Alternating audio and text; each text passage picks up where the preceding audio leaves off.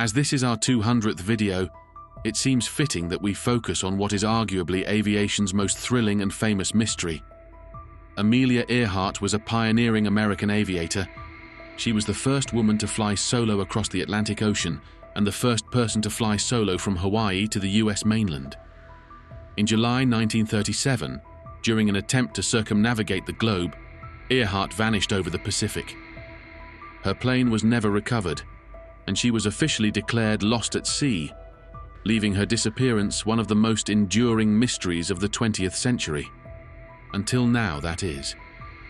Her name has been etched into popular culture. She has been played by some of Hollywood's cream of the crop, but perhaps not many know the full Earhart story. Amelia Mary Earhart was born in Atchison, Kansas on July 24, 1897. From a young age, she challenged traditional gender roles, engaging in activities like playing basketball, taking an auto repair course, and briefly attending college. During World War I, Earhart served as a Red Cross nurse's aide in Toronto, Canada. There, she spent time watching Royal Flying Corps pilots train at a local airfield, sparking her interest in aviation. After the war, she returned to the United States and enrolled as a pre-med student at Columbia University in New York. In December 1920, she took her first airplane ride in California with famed World War I pilot Frank Hawks, which ignited her passion for flying. In January 1921, Earhart began flying lessons with female flight instructor Nita Snook. To help pay for the lessons, she worked as a filing clerk at the Los Angeles Telephone Company. Later that year, she purchased her first airplane, a second-hand Kinner Airster, which she affectionately named the Canary due to its yellow color. Earhart passed her flight test in December 1921, earning a National Aeronautics Association license. Just 2 days later, she participated in her first flight exhibition at the Sierra Airdrome in Pasadena, California. Earhart set numerous aviation records during her brief career. Her first came in 1922, when she became the first woman to fly solo above 14,000 feet. In 1932, she became the first woman and the second person after Charles Lindbergh to fly solo across the Atlantic Ocean. She departed from Newfoundland, Canada on May 20th in a red Lockheed Vega 5B and landed the next day in a cow field near Londonderry, Northern Ireland. Upon her return to the United States, Congress awarded Earhart the Distinguished Flying Cross, a military decoration given for heroism or extraordinary achievement while participating in an aerial flight. She was the first woman to receive this honor. Later in 1932, Earhart made the first solo, non-stop flight across the United States by a woman, flying from Los Angeles to Newark, New Jersey, in 19 hours. In 1935, she became the first person to fly solo from Hawaii to the US mainland. Amelia Earhart consistently worked to promote opportunities for women in aviation. In 1929, after placing third in the All-Women's Air Derby, the first transcontinental air race for women, Earhart helped form the 99s, an international organization dedicated to advancing female pilots. She became the first president of this organization, which still exists today and represents women flyers from 44 countries. This would not, however, be what she is remembered for. On June 1, 1937, Earhart embarked on an ambitious journey to become the first pilot to circumnavigate the globe, taking off from Oakland, California. This was her second attempt at this record-setting flight. She piloted with Fred Noonan as her navigator, chosen for his expertise in celestial navigation. Her plane was a twin-engine Lockheed Electra 10E. Originally built by Lockheed as a small airliner, Earhart had it specially modified to accommodate 4 additional fuel tanks. One of its distinctive features was its wide tail configuration, equipped with 2 vertical fins designed to enhance stability during flight. Their journey began with a flight to Miami, Florida, where they made final preparations for the arduous trip ahead. From Miami, they flew down to South America, making stops along the way to refuel and ensure the aircraft was in good condition. After reaching the eastern coast of South America, they crossed the Atlantic Ocean, landing in Africa. Continuing eastward, Earhart and Noonan flew across the vast African continent before arriving in India. From India, they navigated through Southeast Asia, making several stops in countries like Burma, now Myanmar, Thailand, and the Dutch East Indies, now Indonesia. On June 29, 1937, after a grueling and challenging journey of 22,000 miles, they arrived in Lae, New Guinea. At this point, they had covered more than 2/3 of their planned route. The remaining leg of their journey would take them across the Pacific Ocean, with a critical stop planned at Howland Island, a tiny coral atoll roughly halfway between New Guinea and Hawaii. Despite their meticulous planning, the Pacific leg posed significant challenges. The vast distances between tiny islands, combined with the limited navigational aids available at the time, made this part of the journey particularly perilous. Nevertheless, Earhart and Noonan were determined to complete the final 7,000 miles and return to Oakland, California, successfully. Tragically, on July 2, 1937, during their flight from Lae to Howland Island, radio contact with Earhart and Noonan was lost. President Franklin D. Roosevelt authorized a massive 2-week search operation involving naval and air forces, but no trace of the pair or their aircraft was found. On July 19, 1937, Earhart and Noonan were officially declared lost at sea. Over the years, scholars and aviation enthusiasts have proposed many theories about what happened to Amelia Earhart. The official position of the US government is that Earhart and Noonan crashed into the Pacific Ocean due to navigation errors and fuel exhaustion. However, alternative theories abound. One theory posits that Earhart and Fred Noonan were captured and executed by the Japanese. This theory suggests that they veered off course and ended up in Japanese-held territory, where they were taken prisoner and eventually killed. Another theory claims that Earhart and Noonan were covertly serving as spies for the Roosevelt administration. According to this theory, they assumed new identities upon returning to the United States, living out the rest of their lives in secrecy. According to the crash and sink theory, Amelia Earhart's plane ran out of fuel while she was searching for Howland Island, leading to a crash into the open ocean near the island. Over the past 15 years, several expeditions have attempted to locate the wreckage of Earhart's plane on the seafloor near Howland Island. These efforts have utilized high-tech sonar and deep-sea robots, but none have succeeded in uncovering any clues about the Electra's crash site. The International Group for Historic Aircraft Recovery, TIGHAR, postulates that Amelia Earhart and Fred Noonan veered off course from Howland Island and landed on Gardner Island, now known as Nikumaroro, in the Republic of Kiribati. At the time, the island was uninhabited. A week after Earhart's disappearance, Navy planes flew over Nikumaroro and observed signs of recent habitation, but found no evidence of an airplane. TIGHAR suggests that Earhart and possibly Noonan may have survived as castaways on the island for days or even weeks before succumbing to the harsh conditions. Since 1988, several TIGHAR expeditions to Nikumaroro have uncovered artifacts and anecdotal evidence supporting this hypothesis. These findings include a piece of plexiglass that might have come from the Electra's window, a woman's shoe from the 1930s, improvised tools, a woman's cosmetics jar from the same era, and bones that appeared to be part of a human finger.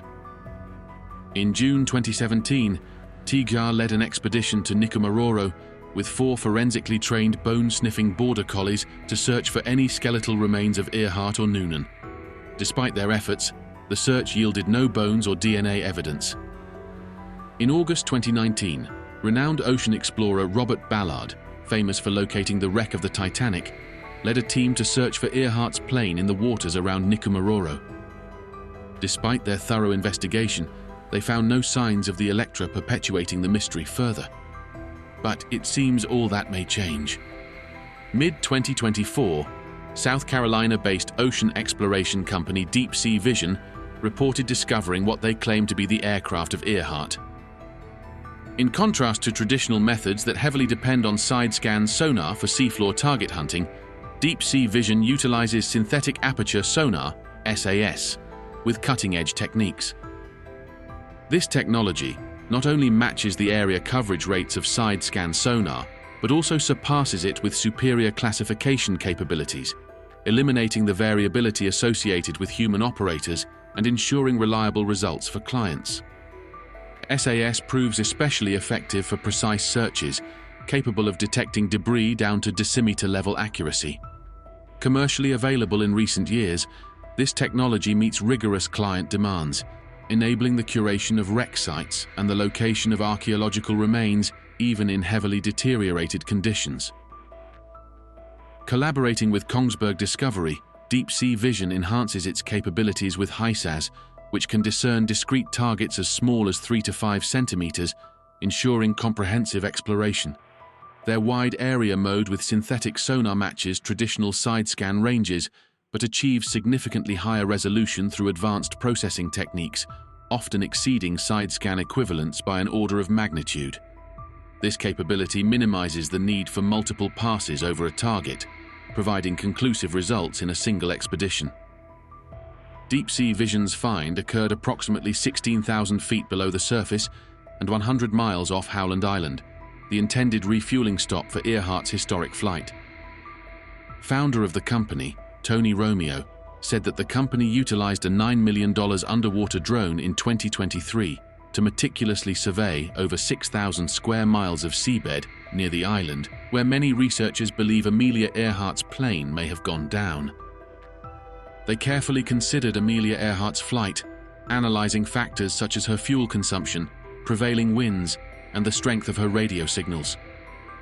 The increasing strength of her final transmissions provided compelling evidence that she had approached close to Howland Island. This development appeared to discredit Gillespie's theory, suggesting that Earhart and Noonan crashed about 400 miles south of Howland. In the brothers' view, the wreckage had to be located somewhere in the vicinity of Earhart's intended destination. Romeo emphasized that many previous search efforts approached the task with a maritime mindset, treating the search for Amelia Earhart's wreckage as if it were a lost ship.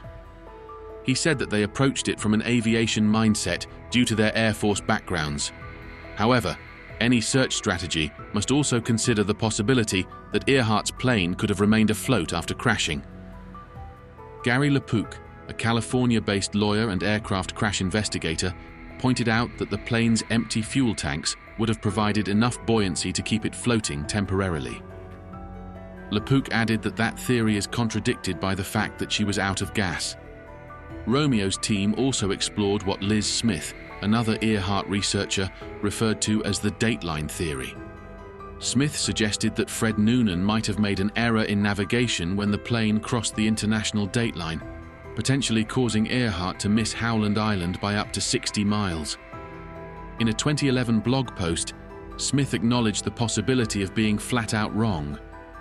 Romeo mentioned that his team did not focus their search efforts on Liz Smith's primary area of interest, but instead conducted a 20-hour survey in a different area.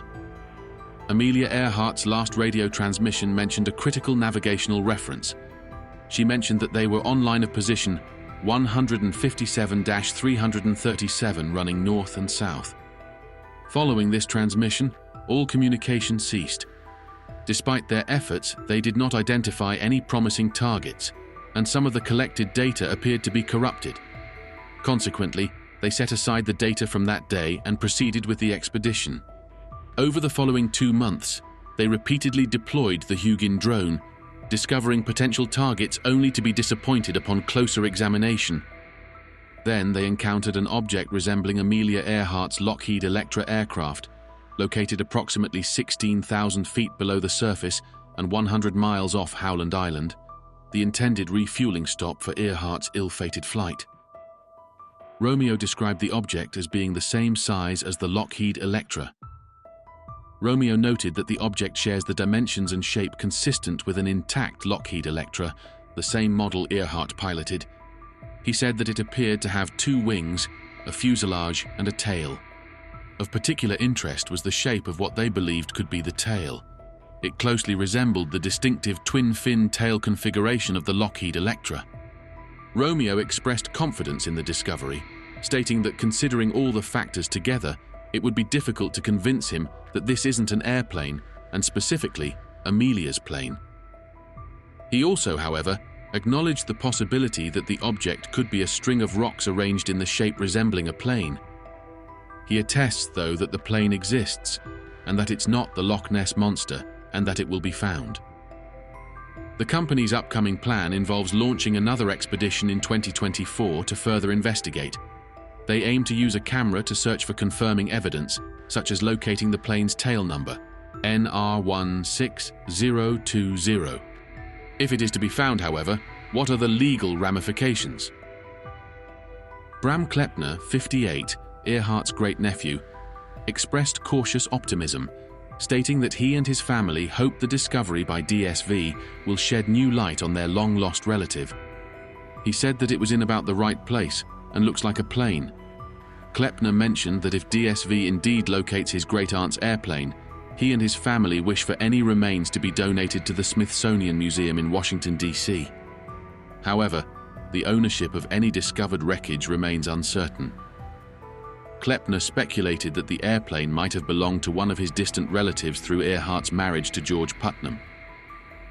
If the blurry object spotted on DSV sonar images is indeed Amelia Earhart's plane, its location could potentially determine its ownership.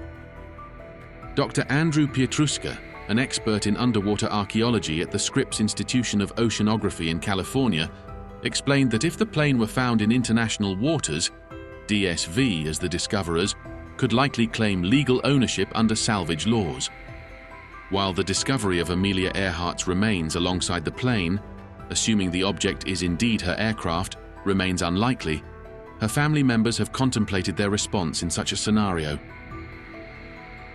Bram Kleppner shared that his 92-year-old mother, Amy Kleppner, has expressed a wish to have Earhart's remains returned to the pilot's birthplace in Atchison, Kansas. Ms. Kleppner is among the few people alive today who had personal connections with Amelia Earhart.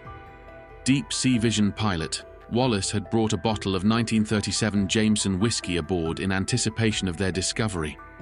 Romeo recalled that in the initial excitement of the find, there was a strong urge to open it immediately. He reasoned, however, and understood that the bottle was reserved for the final confirmation. We can only hope that confirmation is announced soon. Do you think there is a good chance? Let us know in the comments.